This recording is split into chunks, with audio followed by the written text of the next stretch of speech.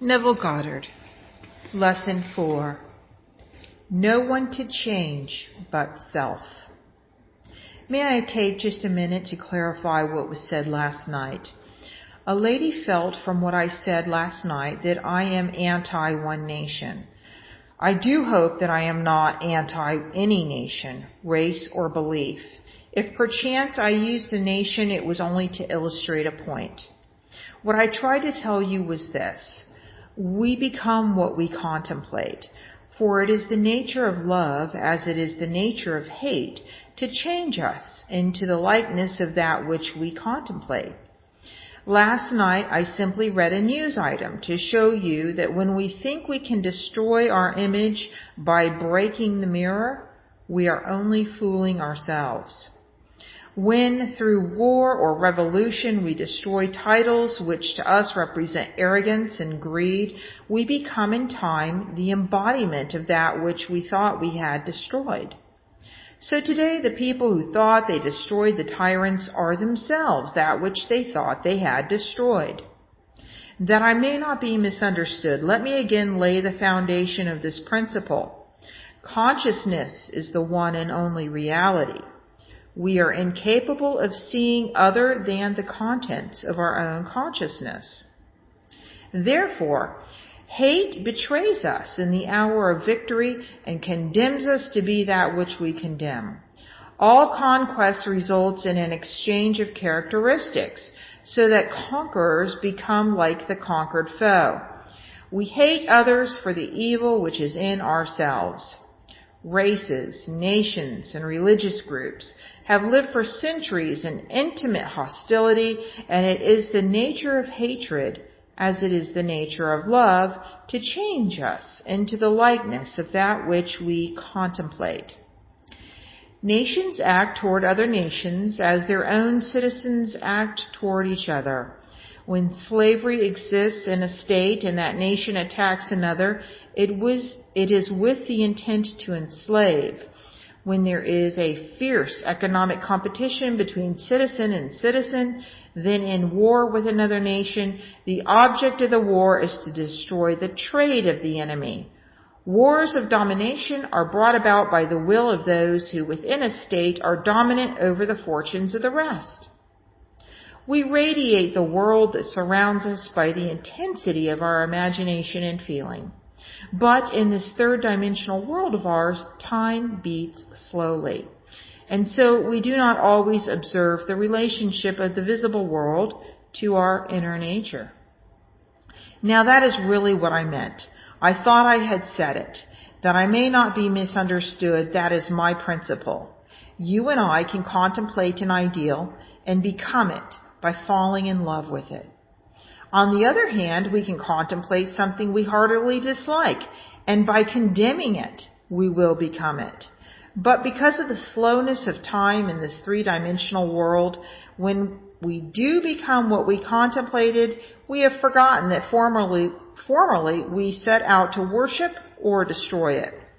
Tonight's lesson is the capstone of the Bible, so do give me your attention. The most important question asked in the Bible will be found in the 16th chapter of the Gospel of St. Matthew. As you know, all of the Bible stories are your stories. Its characters live only in the mind of man. They have no reference at all to any person who lived in time and space, or to any event that ever occurred upon the earth. The drama related in Matthew takes place in this manner. Jesus turns to his disciples and asks them, "Whom do men say that I, the Son of Man, am?" Matthew 16:13. And they said, "Some say that thou art John the Baptist, some Elias, and others Jeremiah, or one of the prophets." He saith unto them, "But whom say ye that I am?" And Simon Peter answered and said, "Thou art the Christ, the Son of the living God." And Jesus answered and said unto them, "Blessed art thou, Simon Bar-Jonah, for flesh and blood hath not revealed it unto thee, but my Father which is in heaven. And I say also unto thee that thou art Peter, and upon this rock I will build my church. Matthew 16:14 through 18. Jesus turning to his disciples is man turning to his disciplined mind and self-contemplation. You ask yourself the question, whom do men say that I am? In our language, I wonder what men think of me. You answer, some say John come again, some say Elias, others say Jeremiah, and still others a prophet of old come again. It is very flattering to be told that you are or that you resemble the great men of the past, but enlightened reason is not enslaved by public opinion. It is only concerned with the truth, so it asks itself another question. But whom say ye that I am? In other words, who am I? If I am bold enough to assume that I am Christ Jesus, the answer will come back, thou art Christ Jesus. When I can assume it and feel it, boldly live it, I will say to myself, flesh and blood could not have told me this, but my Father which is in heaven revealed it unto me. Then I make this concept of self the rock on which I establish my church, my world. If ye believe not that I am he, ye shall die in your sins. John 8:24. Because consciousness is the only reality, I must assume that I am already that which I desire to be. If I do not believe that I am already what I want to be, then I remain as I am, and I die in this limitation. Man is always looking for some prop on which to lean. He's always looking for some excuse to justify failure. This revelation gives man no excuse for failure. His concept of himself is the cause of all the circumstance of his life. All changes must first come from within himself. And if he does not change on the outside, it is because he has not changed within. But man does not like to feel that he is solely responsible for the conditions of his life. From that time, many of his disciples went back and walked no more with him. Then Jesus said unto the 12, Will ye also go away? Then Simon Peter answered him, Lord, to whom shall we go? Thou hast the words of eternal life. John 6:66 through 68. I may not like what I have just heard, that I must turn to my own consciousness as to the only reality, the only foundation on which all phenomena can be explained.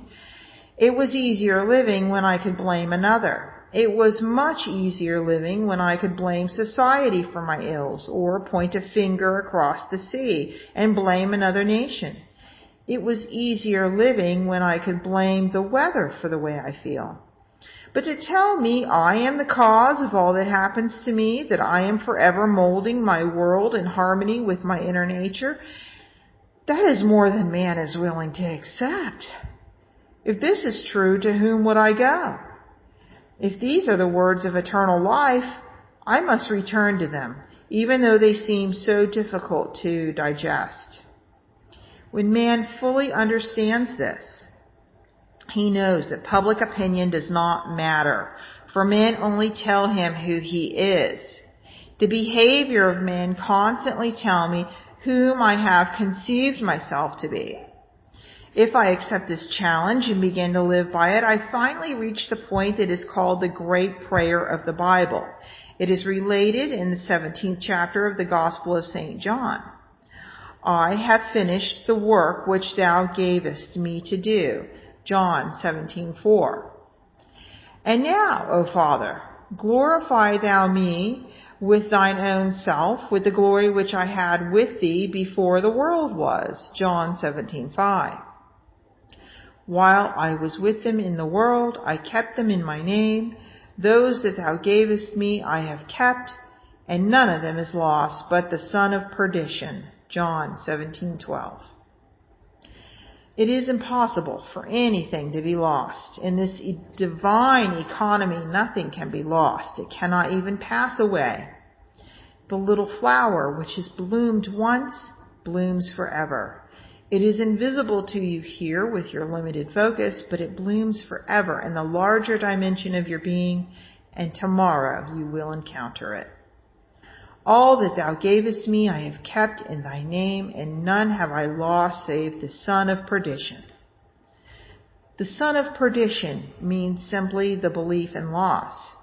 Son is a concept, an idea. Perdido is loss. I have only truly lost the concept of loss, for nothing can be lost. I can descend from the sphere where the thing itself now lives, and as I descend in consciousness to a lower level within myself, it passes from my world. I say, I have lost my health. I have lost my wealth. I have lost my standing in the community. I have lost faith. I have lost 1,000 things. But the things in themselves, having once been real in my world, can never cease to be. They never become unreal with the passage of time. I, by my descent in consciousness to a lower level, cause these things to disappear from my sight, and I say, they have gone. They are finished as far as my world goes.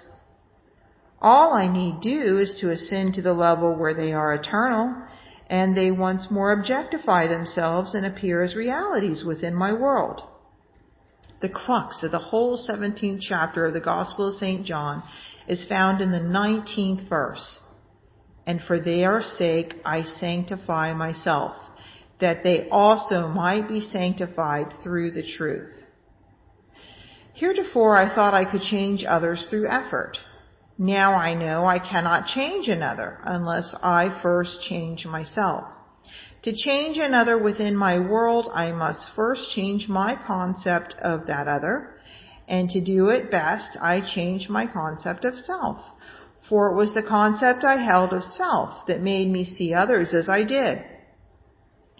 Had I a noble, dignified concept of myself, I never could have seen the unlovely in others.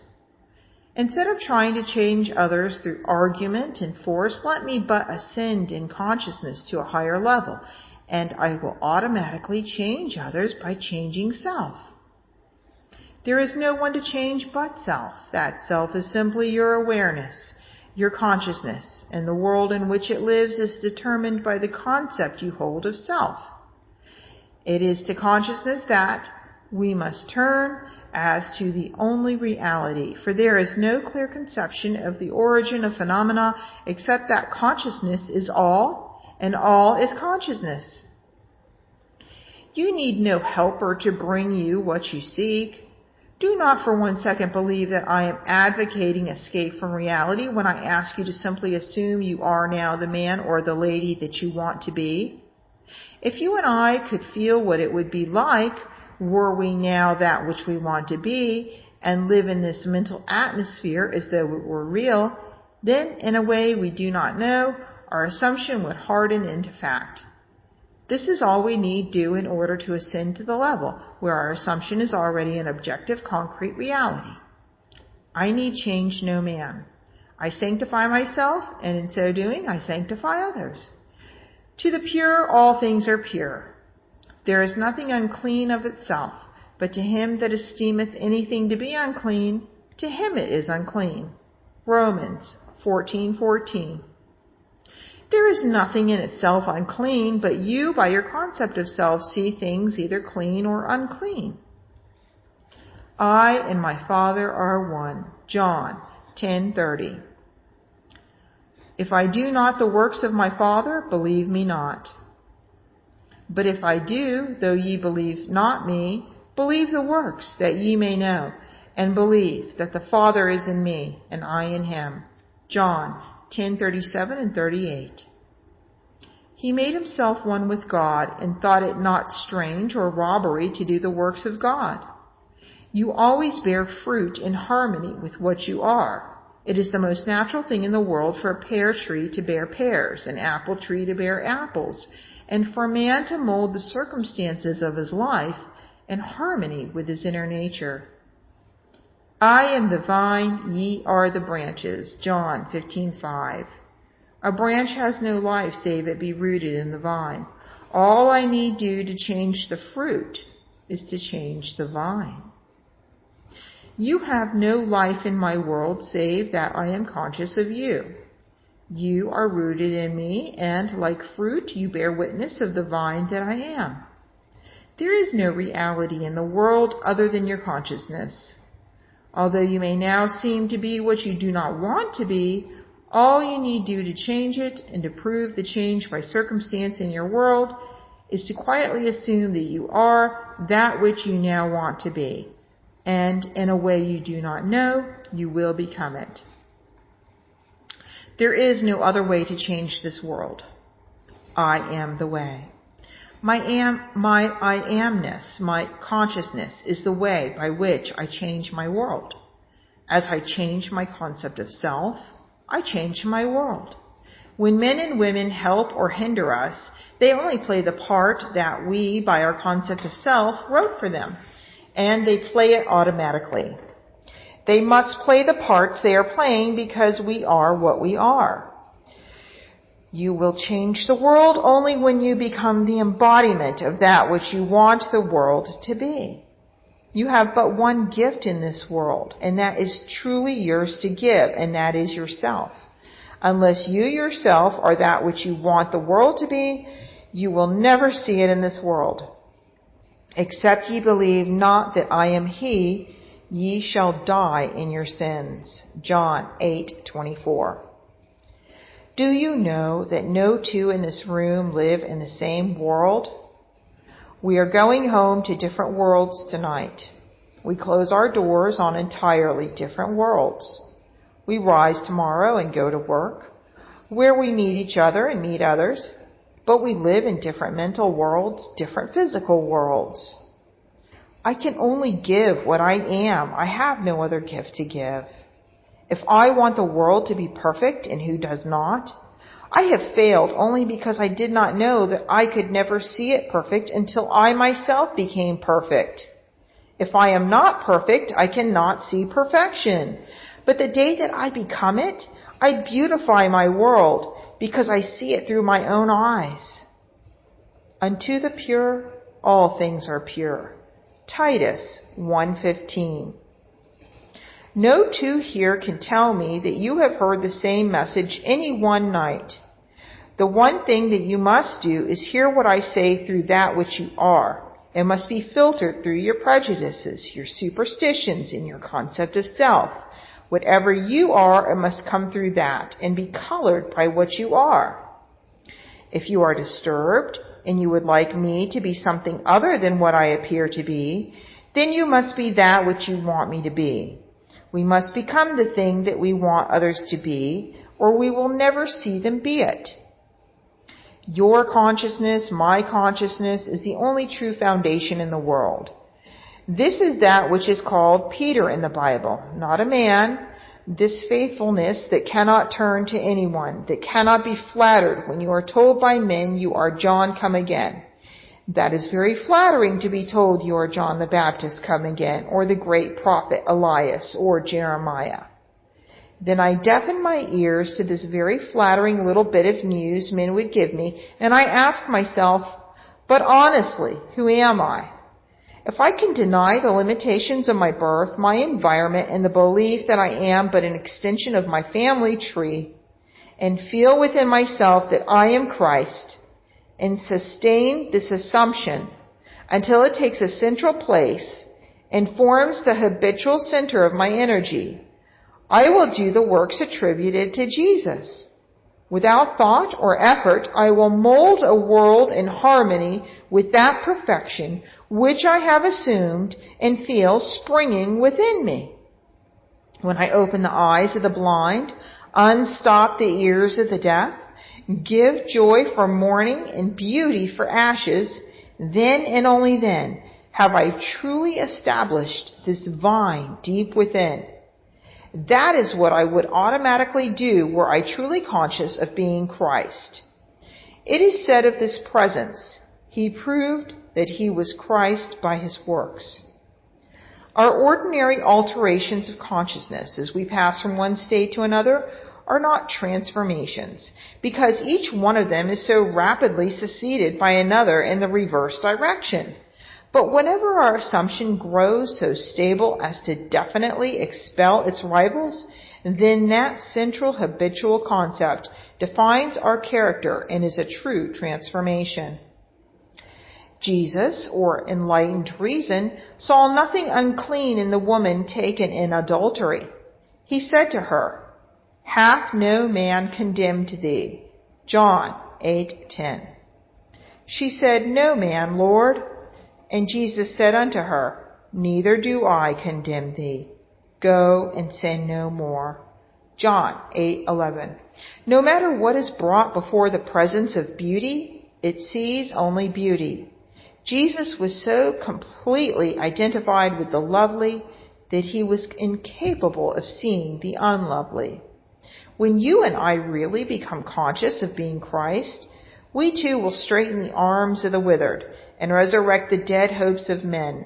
We will do all the things that we could not do when we felt ourselves limited by our family tree. It is a bold step and should not be taken lightly, because to do it is to die. John, the man of 3 dimensions, is beheaded or loses his 3-dimensional focus, that Jesus, the 4th-dimensional self, may live.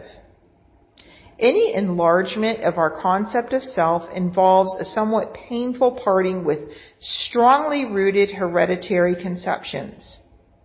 The ligaments are strong that hold us in the womb of conventional limitations. All that you formerly believed, you no longer believe. You know now that there is no power outside of your own consciousness.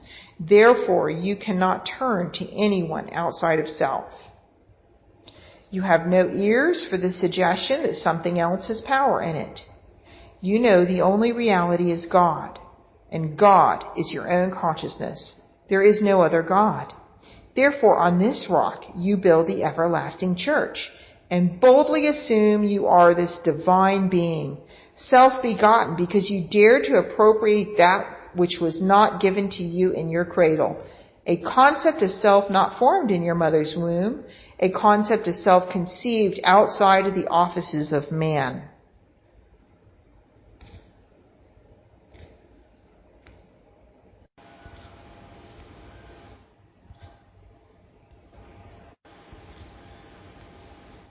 The story is beautifully told us in the Bible using the 2 sons of Abraham.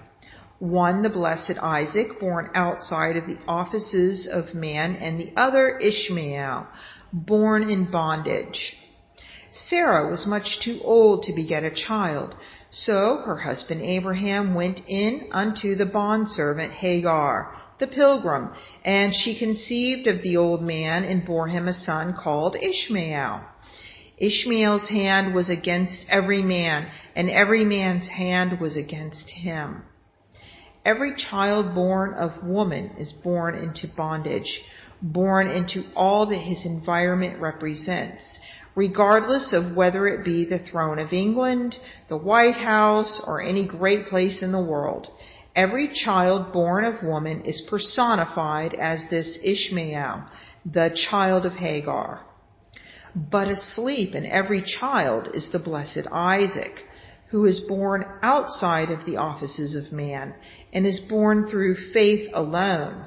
This second child has no earthly father. He is self-begotten. What is the second birth?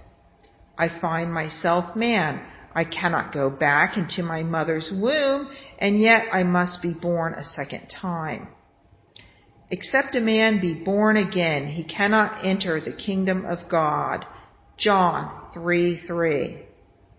I quietly appropriate that which no man can give me, no woman can give me.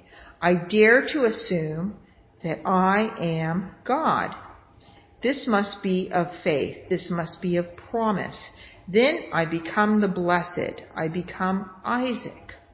As I begin to do the things that only this presence could do, I know that I am born out of the limitations of Ishmael, and I have become heir to the kingdom. Ishmael could not inherit anything, although his father was Abraham or God. Ishmael did not have both parents of the godly. His mother was Hagar, the bondwoman, so he could not partake of his father's estate. You are Abraham and Sarah, and contained in your own consciousness there is one waiting for recognition. In the Old Testament it is called Isaac, and in the New Testament it is called Jesus, and it is born without the aid of man. No man can tell you that you are Christ Jesus. No man can tell you and convince you that you are God. You must toy with the idea and wonder what it would be like to be God. No clear conception of the origin of phenomena is possible except that consciousness is all and all is consciousness. Nothing can be evolved from man that was not potentially involved in his nature. The ideal we serve and hope to attain could never be evolved from us were it not potentially involved in our nature. Let me now retell and emphasize an experience of mine printed by me 2 years ago under the title, The Search. I think it will help you to understand this law of consciousness and show you that you have no one to change but self, for you are incapable of seeing other than the contents of your own consciousness. Once in an idle interval at sea, I meditated on the perfect state and wondered what I would be were I of too pure eyes to behold iniquity. If to me all things were pure, and were I without condemnation. As I became lost in this fiery brooding, I found myself lifted above the dark environment of the senses. So intense was feeling, I felt myself a being of fire, dwelling in a body of air. Voices as from a heavenly chorus, with the exultation of those who had been conquerors in a conflict with death, were singing, "He is risen, he is risen." And intuitively I knew they meant me. Then I seemed to be walking in the night. I soon came upon a scene that might have been the ancient pool of Bethsaida, for in this place lay a great multitude of impotent folk, blind, halt, withered, waiting not for the moving of the water as a tradition, but waiting for me. As I came near, without thought or effort on my part, there they were one after the other, molded as by the magician of the beautiful. Eyes, hands, feet, all missing members were drawn from some invisible reservoir and molded in harmony with that perfection which I felt springing within me. When all were made perfect, the chorus exulted, "It is finished." I know this vision was the result of my intense meditation upon the idea of perfection, for my meditations invariably bring about union with the state contemplated.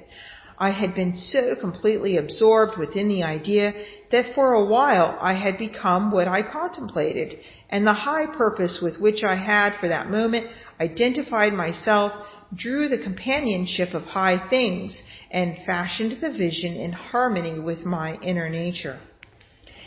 The ideal with which we are united works by association of ideas to awaken 1,000 moods, to create a drama in keeping with the central idea.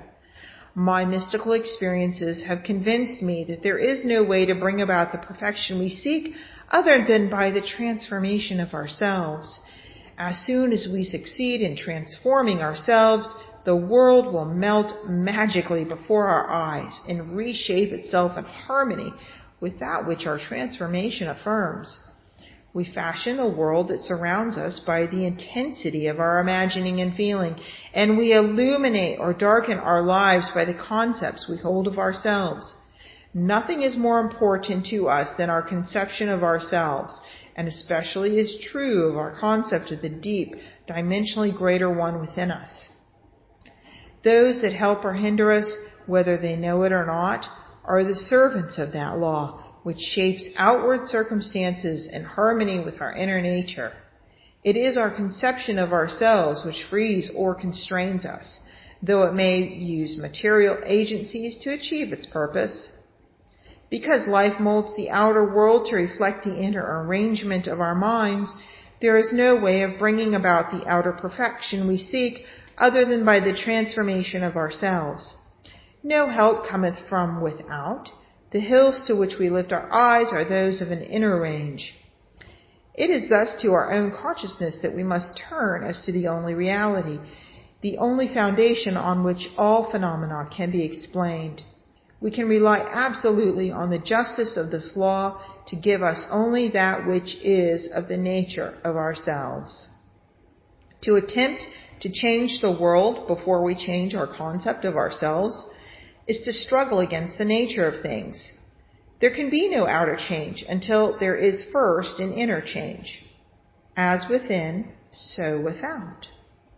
I am not advocating philosophical indifference when I suggest that we should imagine ourselves as already that which we want to be, living in a mental atmosphere of greatness rather than using physical means and arguments to bring about the desired changes. Everything we do, unaccompanied by a change of consciousness, is but futile readjustment of surfaces. However we toil or struggle, we can receive no more than our concepts of self-affirm. To protest against anything which happens to us is to protest against the law of our being and our rulership over our own destiny. The circumstances of my life are too closely related to my conception of myself not to have been formed by my own spirit from some dimensionally larger storehouse of my being. If there is pain to me in these happenings, I should look within myself for the cause, for I am moved here and there and made to live in a world in harmony with my concept of myself. If we would become as emotionally aroused over our ideas as we become over our dislikes, we would ascend to the plane of our ideal as easily as we now descend to the level of our hates. Love and hate have a magical transforming power, and we grow through their exercise into the likeness of what we contemplate. By intensity of hatred, we create in ourselves the character we imagine in our enemies. Qualities die for want of attention, so the unlovely states might best be rubbed out by imagining beauty for ashes and joy for mourning, rather than by direct attacks on the state from which we would be free. Whatsoever things are lovely and of good report, think on these things, for we become that with which we are in rapport. There is nothing to change but our concept of self. As soon as we succeed in transforming self, our world will dissolve and reshape itself in harmony with that which our change affirms. I, by descent in consciousness, have brought about the imperfection that I see. In the divine economy, nothing is lost. We cannot lose anything save by descent in consciousness from the sphere where the thing has its natural life. And now, O Father, glorify thou me with thine own self, with the glory which I had with thee before the world was. John 17:5. As I ascend in consciousness, the power and the glory that was mine return to me, and I too will say, I have finished the work thou gavest me to do. The work is to return from my descent in consciousness, from the level wherein I believed that I was a son of man, to the sphere where I know that I am one with my Father, and my Father is God. I know beyond all doubt that there is nothing for man to do but change his own concept of himself to assume greatness and sustain this assumption. If we walk as though we were already the ideal we serve, we will rise to the level of our assumption and find a world in harmony with our assumption. We will not have to lift a finger to make it so, for it is already so. It was always so. You and I have descended in consciousness to the level where we now find ourselves, and we see imperfection because we have descended. When we begin to ascend, while here in this three-dimensional world, We find that we move in an entirely different environment. We have entirely different circle of friends and an entirely different world while still living here. We know the great mystery of the statement, I am in the world, but not of it. Instead of changing things, I would suggest to all to identify themselves with the ideal they contemplate. What would the feeling be like were you of too pure eyes to behold iniquity, if to you all things were pure, and you were without condemnation? Contemplate the ideal state, and identify yourself with it, and you will ascend to the sphere where you, as Christ, have your natural life. You are still in that state where you were before the world was. The only thing that has fallen is your concept of self. You see the broken parts, which really are not broken. You are seeing them through distorted eyes, as though you were in one of those peculiar amusement galleries where a man walks before a mirror and he is elongated, yet he is the same man. Or he looks into another mirror and he is all big and fat. These things are seen today because man is what he is. Toy with the idea of perfection. Ask no man to help you, but let the prayer of the 17th chapter of the Gospel of St. John be your prayer. Appropriate the state that was yours before the world was. Know the truth of the statement. None have I lost save the son of perdition. Nothing is lost in all my holy mountain. The only thing that you lose is the belief in loss, or the son of perdition. And for their sake I sanctify myself, that they also might be sanctified through the truth. John 17:19.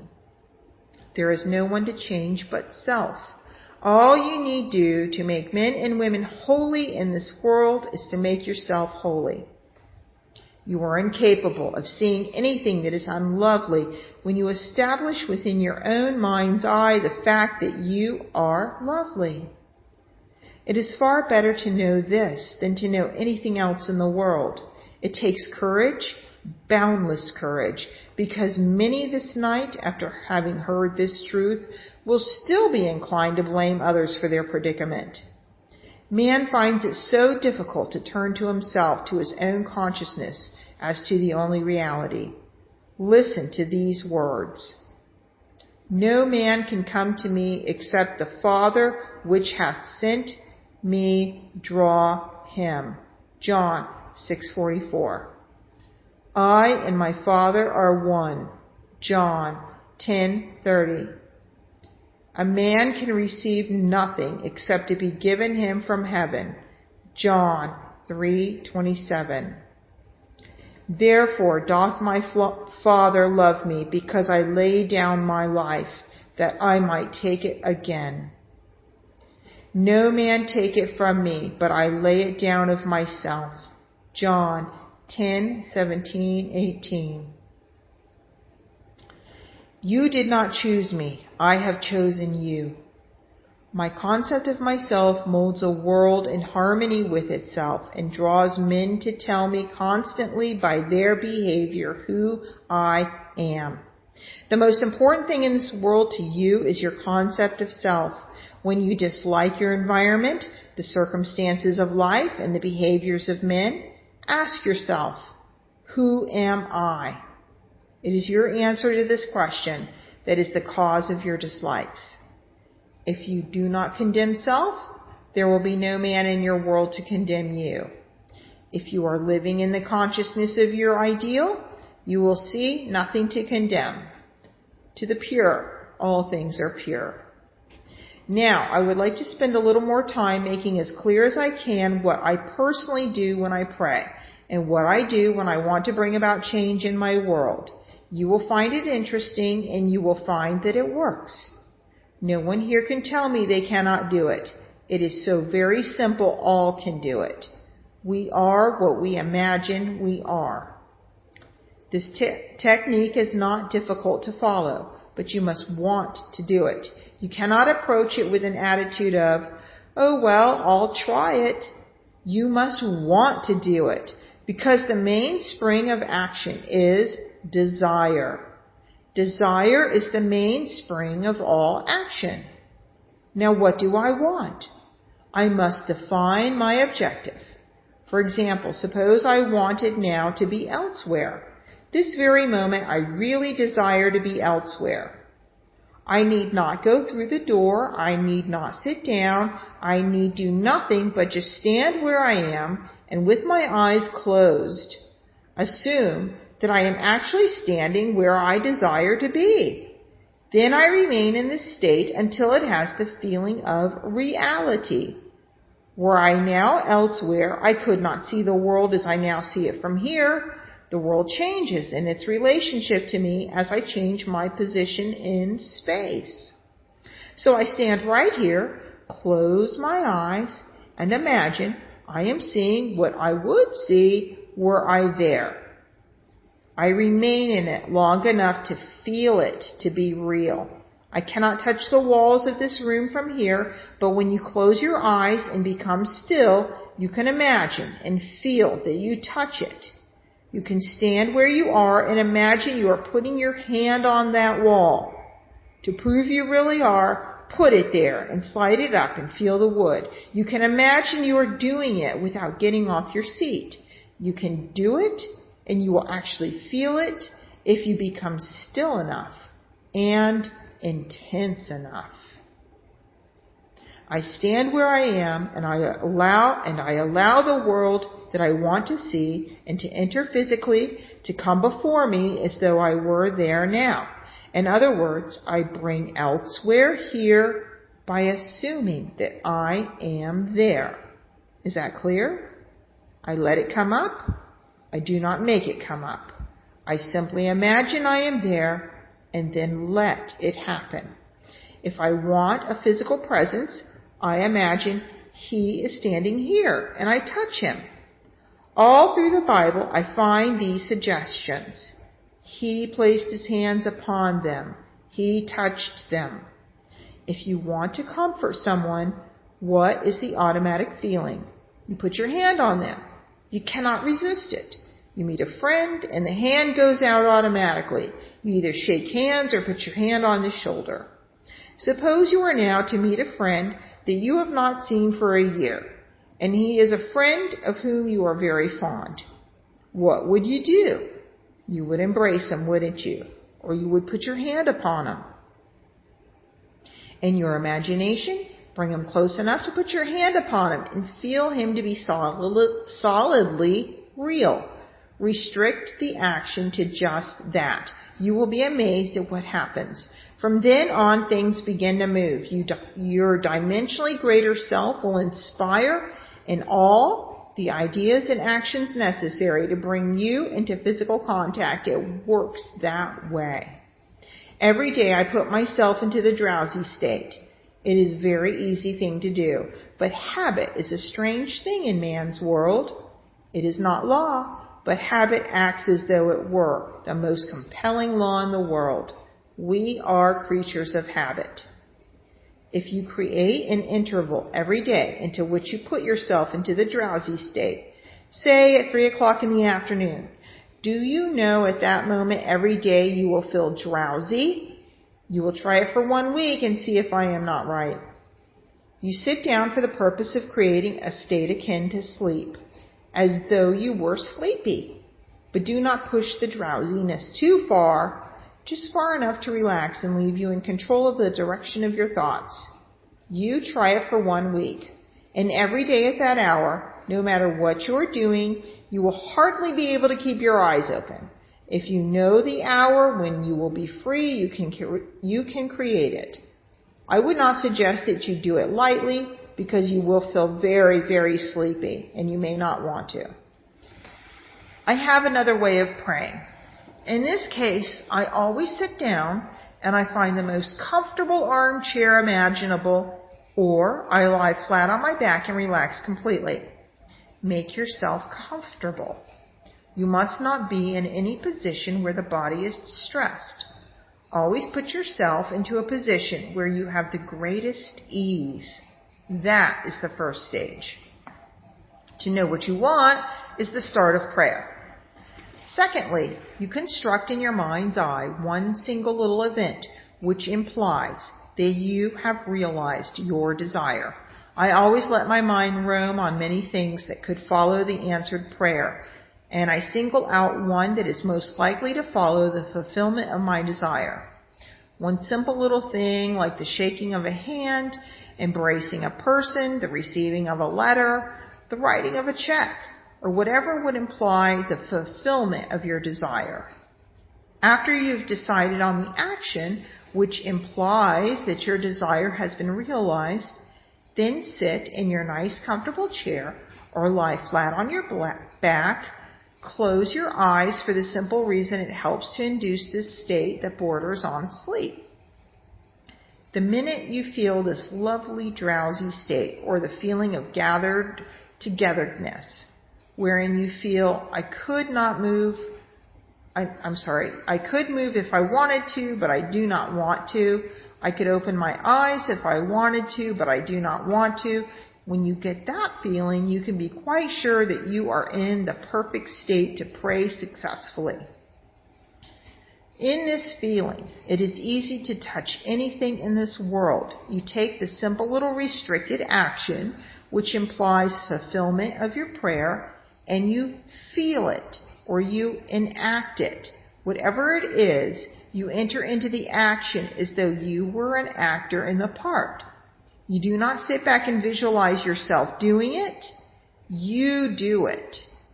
With the body immobilized, you imagine that the greater you inside the physical body is coming out of it and that you're actually performing the proposed action. If you are going to walk, you imagine you are walking. Do not see yourself walk. Feel that you are walking. If you are going to climb stairs, feel you are climbing the stairs. Do not visualize yourself doing it. Feel yourself doing it. If you are going to shake a man's hand, do not visualize yourself shaking his hand. Imagine your friend is standing before you and shake his hand. But leave your physical hands immobilized and imagine that your greater hand, which is your imaginary hand, is actually shaking his hand. All you need do is to imagine that you are doing it. You are stretched out in time, and what you are doing, which seems to be a controlled daydream, is an actual act in the greater dimension of your being. You are actually encountering an event fourth dimensionally before you encounter it here in the three dimensions of space. And you do not have to raise a finger to bring that state to pass. My third way of praying is simply to feel thankful. If I want something, either for myself or another, I immobilize the physical body, then I produce the state akin to sleep, and in that state, just feel happy, feel thankful, which thankfulness implies realization of what I want. I assume the feeling of the wish fulfilled, and with my mind dominated by this single sensation, I go to sleep. I need do nothing to make it so because it is so. My feeling of the wish fulfilled implies it is done. All these techniques you can use and change them to fit your temperament. But I must emphasize the necessity of inducing the drowsy state where you can become attentive without effort. A single sensation dominates the mind if you pray successfully. What would I feel like now were I what I want to be? When I know what the feeling would be like, then I close my eyes and I lose myself in that single sensation, and my dimensionally greater self then builds a bridge of incident to lead me from this present moment to the fulfillment of my mood. That is all you need do, but people have a habit of slighting the importance of simple things. We are creatures of habit. and we are slowly learning to relinquish our previous concepts, but the things we formerly lived by still in some way influence our behavior. Here is a story from the Bible that illustrates my point.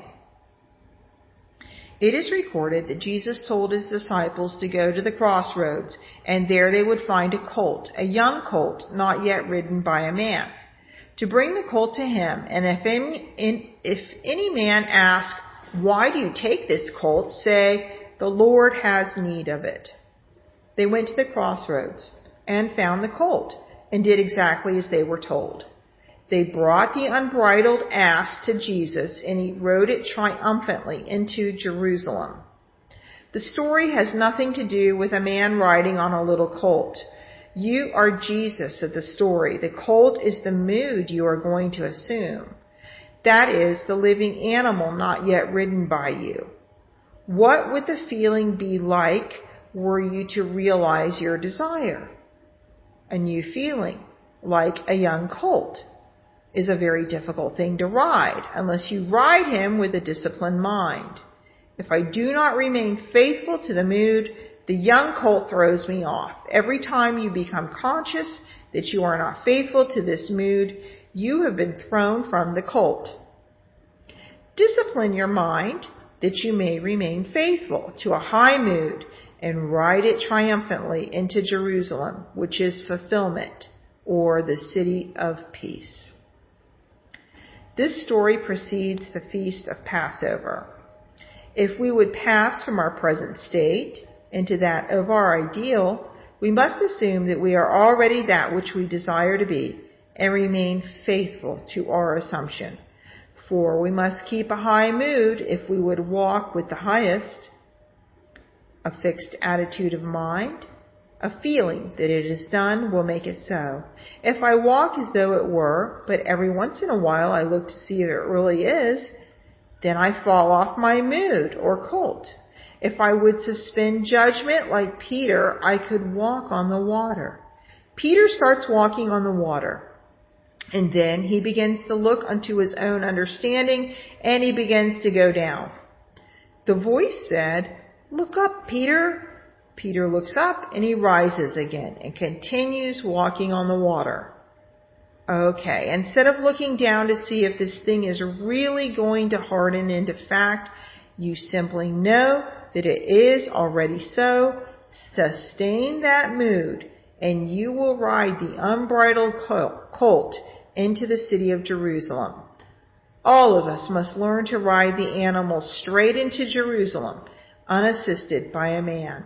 You do not need another to help you. The strange thing is that as we keep the high mood and do not fall, others cushion the blows. They spread the palm leaves before me to cushion my journey. I do not have to be concerned. The shocks will be softened as I move into the fulfillment of my desire. My high mood awakens in others the ideas and actions which tend toward the embodiment of my mood. If you walk faithful to a high mood, there will be no opposition and no competition. The test of a teacher or a teaching is to be found in the faithfulness of the taught. I am leaving here on Sunday night. Do remain faithful to this instruction. If you look for causes outside the consciousness of man, then I have not convinced you of the reality of consciousness. If you look for excuses for failure, you will always find them. For you find what you seek. If you seek an excuse for failure, you will find it in the stars and the numbers and the teacup or most any place. The excuse will not be there, but you will find it to justify your failure. Successful business and professional men and women know that this law works. You will not find it in gossip groups, but you will find it in courageous hearts. Man's eternal journey is for one purpose, to reveal the Father. He comes to make visible his Father, and his Father is made visible in all the lovely things of this world. All the things that are lovely, that are of good report, ride these things and have no time for the unlovely in this world, regardless of what it is. Remain faithful to the knowledge that your consciousness, your I amness, your awareness of being aware of the only reality. It is the rock on which all phenomena can be explained. There is no explanation outside of that. I know of no clear conception of the origin of phenomena, save that consciousness is all, and all is consciousness. That which you seek is already housed within you. Were it not now within you, eternity could not evolve it. No time stretch would be long enough to evolve what is not potentially involved in you. You simply let it into being by assuming that it is already visible in your world and remaining faithful to your assumption. It will harden into fact. Your Father has unnumbered ways of revealing your assumption. Fix this in your mind and always remember, an assumption, though false, is sustained, will harden into fact. You and your Father are one, and your Father is everything that was, is, and will be. Therefore, that which you seek you already are. It can never be so far off as even to be near, for nearness implies separation. The great Pascal said, "You never would have sought me had you not already found me. What you now desire you already have, and you seek it only because you have already found it. You found it in the form of desire. It is just as real in the form of desire as it is going to be your bodily organs. You are already that which you seek, and you have no one to change but self in order to express it." That is the end of Neville Goddard, Lesson 4.